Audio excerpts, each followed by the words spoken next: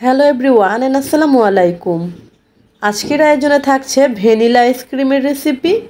খুবই সহজেই আজকে আপনাদের ভ্যানিলা আইসক্রিমের রেসিপি করে দেখাবো। কোনো প্রকার ক্রিম ছাড়া এবং ইলেকট্রিক হিটার ছাড়া আপনারা খুব সহজেই ঝটপট এই আইসক্রিমটি তৈরি করে ফেলতে পারবেন। যাদের বাসায় ইলেকট্রিক বিটার নেই বা যারা ক্রিম ছাড়া আইসক্রিম তৈরি করতে চাচ্ছেন তাদের জন্য আজকের এই রেসিপিটি খুবই সহজেই তৈরি করতে পারবেন এবং খেতে একদমই দোকানের মতো। এর জন্য এখানে আমি হাফ লিটার দুধ নিয়েছি। এখানে কিন্তু গরুর দুধটাকে আমি জাল করে ঘন করে নিয়েছি। দিয়ে দিলাম এখানে আমি হাফ কাপ গুঁড়ো দুধ, আরও দিয়ে দিলাম 2 চামচের মতো কর্নফ্লাওয়ার। চিনি দিয়ে দিলাম হাফ কাপের চাইতে একটু বেশি। প্রথমে আমি হাফ কাপ দিয়েছি, তারপর আমি আরও 2 চামচের মতো চিনি দিয়েছি। এবার সব কিছু খুব ভালো করে মিশিয়ে নিতে হবে। আমি একটা স্প্যাচুলা দিয়ে এরকম করে ঘুরিয়ে ঘুরিয়ে নেড়ে চেড়ে সব কিছু ভালো করে মিশিয়ে নিচ্ছি যাতে কোনো দলা না থাকে।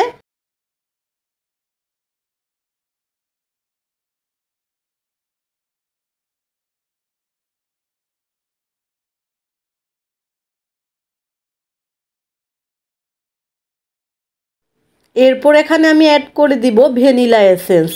যেহেতু ভ্যানিলা ফ্লেভারের আইসক্রিমটা বানাবো, তো সেজন্য এখানে আমি ভ্যানিলা এসেন্স দিয়ে দিলাম প্রায় হাফ চামচের মতো।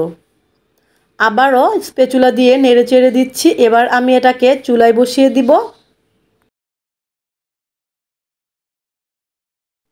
চুলার আঁচটা মিডিয়ামে রেখে এখন আমি এগুলো জাল করে নিব। আর এই পর্যায়ে কিন্তু অনবরত নেড়েচেড়ে দিতে হবে, না হলে কিন্তু নিচে লেগে যেতে পারে। তো দুধটা কিন্তু জাল করতে করতে অনেকটাই ঘন হয়ে যাবে। 5 থেকে 7 মিনিট জাল করলেই কিন্তু এটা দেখবেন ঘন হয়ে যাবে। এরপর আমরা চুলা থেকে নামিয়ে ফেলবো।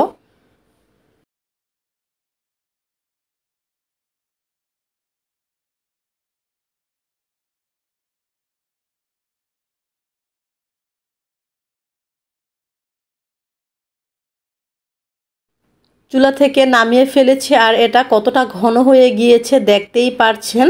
আর অনেকটাই কিন্তু শুকিয়ে কমেও গিয়েছে। তো এবার এটাকে আমি ঠান্ডা করে নিব। এর জন্য আমি ফ্যানের নিচে রেখে দিব। ঠান্ডা হবার পর এখন আমি এরকম একটা আইসক্রিমের বক্সে এটা রেখে দিব প্রায় 3 থেকে 4 ঘন্টার জন্য ডিপ ফ্রিজে। 3-4 ঘন্টা পর আমি কিন্তু ফ্রিজ থেকে এটাকে নামিয়ে ফেলেছি। তো দেখতেই পারছেন অনেকটাই কিন্তু জমে জমে গিয়েছে। এবার আমি এই মিশ্রণটাকে আমি ব্লেন্ডারে ব্লেন্ড করে নিব। যদি আপনাদের বাসায় যদি ইলেকট্রিক হ্যান্ড বিটার থাকে তাহলে কিন্তু আপনারা ইলেকট্রিক হ্যান্ড বিটার দিয়ে এটাকে খুব ভালো করে 5 থেকে 7 মিনিটের মতো ব্লেন্ড করে নেবেন। তারপর দেখবেন এটাতে একটা ক্রিমি ভাব চলে আসবে। তবে এখন যেহেতু আমি আপনাদের ইলেকট্রিক হ্যান্ড বিটার ছাড়া আজকের এই আইসক্রিমটি তৈরি করে দেখাবো, তো সেজন্য এটা আমি ব্লেন্ডারে করে নিব। যাদের বাসায় ইলেকট্রিক হ্যান্ড বিটার নেই তারা এরকম ব্লেন্ডার দিয়েই কিন্তু এটাকে ক্রিমি ভাবটা করে নিতে পারেন। এরপর আমি এটাকে ব্লেন্ডারের জারে দিয়ে দিলাম। এবার আমি প্রায় 10 মিনিটের মতো এটাকে ব্লেন্ড করে নিব। 10 মিনিট পর এটার ভিতরে যখন একটু ফুমি ফুমি ভাব হবে, মানে একটা ক্রিমি ক্রিমি ভাব হবে, এরপর আমি এটা নামিয়ে ফেলবো। তবে আমি আপনাদের আরেকটা কথাও বলে রাখি, ইলেকট্রিক হ্যান্ড বিটার দিয়ে যখন বিট করা যায় তখন কিন্তু আইসক্রিমটা বেশি সুন্দর হবে। কিন্তু আপনারা যদি ইলেকট্রিক হ্যান্ড বিটার ছাড়া এরকম ব্লেন্ডারের সাহায্য করে নেন, টেস্ট কিন্তু একই থাকবে। তবে ওইটা হয়তো দেখতে একদমই দোকানের মতো হবে, তবে এটা কিন্তু খেতেও খুব বেশি খারাপ লাগবে না, মানে টেস্টটা কিন্তু একই থাকবে। অবশ্যই আপনারা এইভাবে ট্রাই করতে পারেন। তো দেখতেই পারছেন এটা কিন্তু একটু ক্রিমি ক্রিমি ভাব হয়েছে, ফুমি ফুমি ভাব হয়েছে। তবে ইলেকট্রিক বিটার দিয়ে করলে এই ক্রিমি ভাবটা আরও বেশি সুন্দর হতো, মানে আরও বেশি ভালো হতো আর কি। তো যেহেতু ইলেকট্রিক বিটার নেই সেজন্য কি আমরা আইসক্রিম তৈরি করে খাবো না?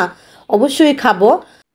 ইলেকট্রিক বিটারের কাজটাই আমরা এরকম ব্লেন্ডার দিয়েই সেরে ফেলবো। মানে ব্লেন্ডারটা যেহেতু সবার বাসায় অ্যাভেলেবেল থাকে, তো ব্লেন্ডার দিয়ে করতে সমস্যা কি, যেহেতু টেস্ট কিন্তু একই থাকবে।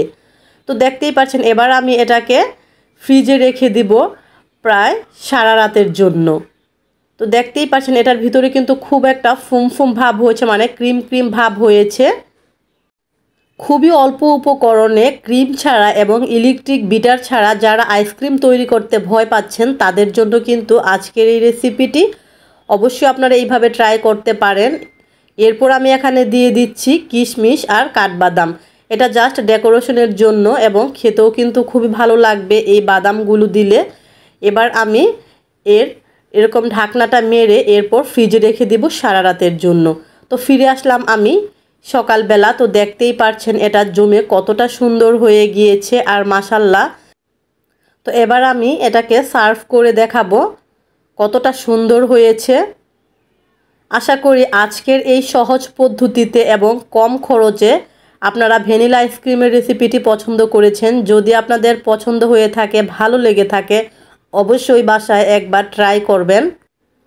আজকের রেসিপিটি দেখে আপনারা যদি বাসায় একবার হলেও ট্রাই করেন, আমি গ্যারান্টি দিয়ে বলতে পারবো এটা কেউ খেলে বুঝতে পারবে না এটা ক্রিম ছাড়া এবং ইলেকট্রিক বিটার ছাড়া এবং দোকান থেকে আপনারা কিনে না এনে বাসায় তৈরি করেছেন। এরপর আমি ডেকোরেশনের জন্য দিয়ে দিলাম কিছুটা বাদাম এবং কিশমিশ। আজকের মতো এখানেই বিদায় নিচ্ছি। সবাই খুবই ভালো থাকবেন আর সুস্থ থাকবেন। আসসালামু আলাইকুম।